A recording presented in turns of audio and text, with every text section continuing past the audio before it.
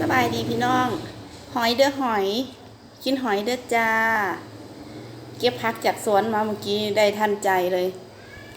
ได้แนวกินกับบ่ฮู้แนวสิกินก็ได้กินกับหอยก็ได้ผักก็มีหยังแหน่มีมะเขือยอดกระถินเก็บในสวนเมื่อกี้ยอดกระถินใบตูดอกข่าก็ได้เท่านี้เลยดอกข่าพอดีแม่เพิ่นตัดแล้วเอาอันนั้นมาหนึ่งเอาอันนี้เขายอดข่าเหงาข่านะลำข่าเอาลำข่าก็เลยได้เท่านี้ข่าวห่อนๆอีกพี่น้องกินต้มหอยกับข่าวกินได้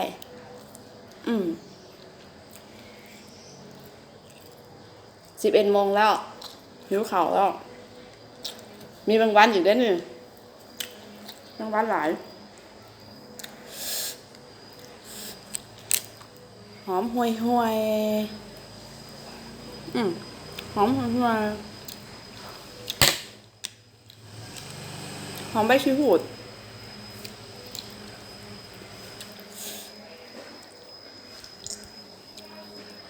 ยอดกระถิ่นใบตู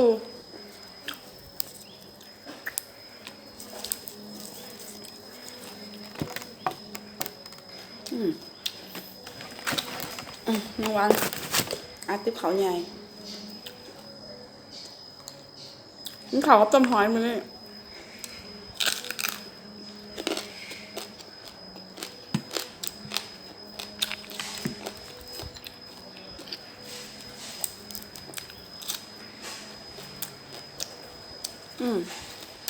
งอกค่ะดอกค่ะ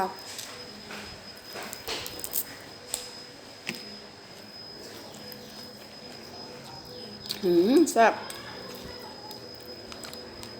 นี่ก็มี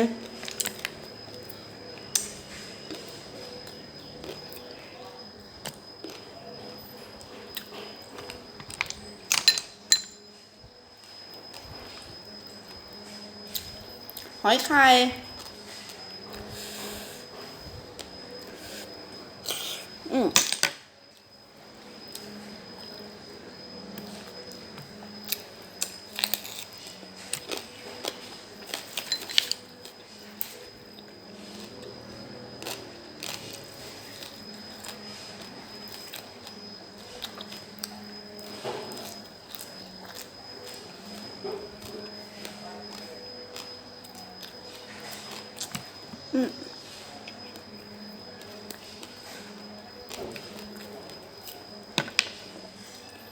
แซ่บพี่น้องอำลำยำเพนมาเด้อเป็น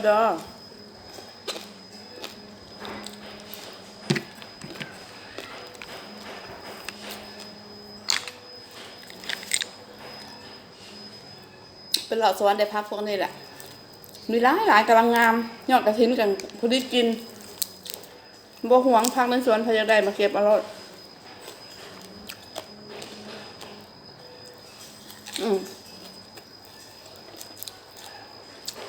แซ่บ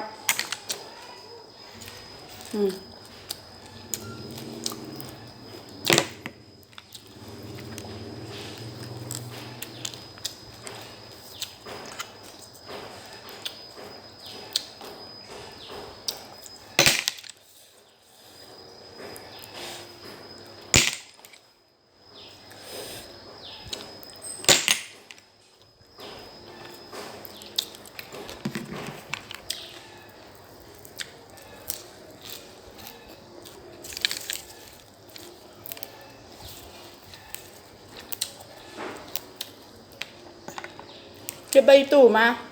เราจะกินกับตำหมักถั่วพอดีได้หอยกินกับหอยเลย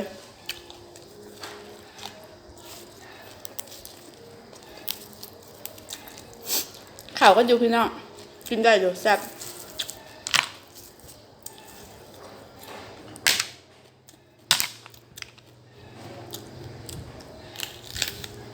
เดี๋ยวจะ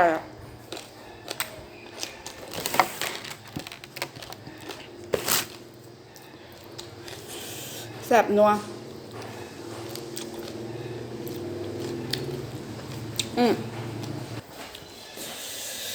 สิบ่อัดหลายเด้ออัดสำนี้ให้เบิ่งก็พอแหละอย่ามีคนอยากนำเพราะว่ามันก็แซ่บอะอยู่เด้อในใจ